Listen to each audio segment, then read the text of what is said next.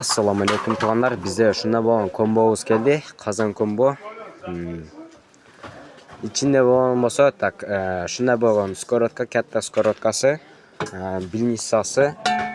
Şunun bilinçsası hem çoğun. Kazanın içindeki kazanlar. Bıçak pavorashki bolğun doskası var. Artına tahtası var.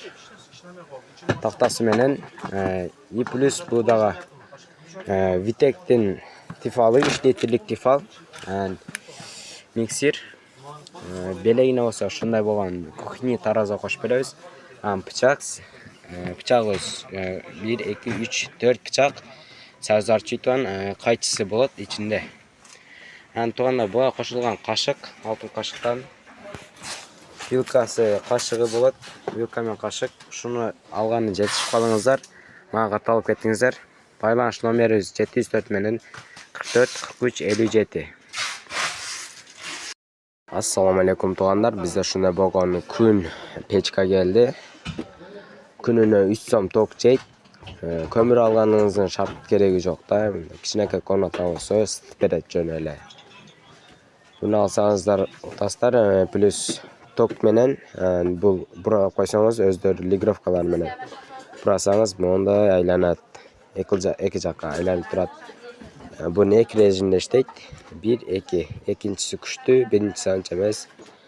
Watt olsa 1500. Zakaz bersеңіздер, үлгеріп қалыңыздар. Bizge қаталып кетіңіздер. Номері 704 menen 44 43 57.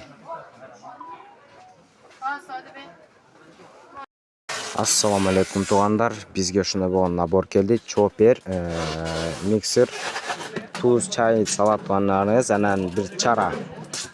Şu komplegi şu turgan bolğon senası жетişip kalыңızlar, aksiya boltat. 1750 som. Bunda chopper uzoqşı 3,5 litre. Ek bıçak, bir vinçik bıçağı bot, ruşnoy bolat. Şunda bolat.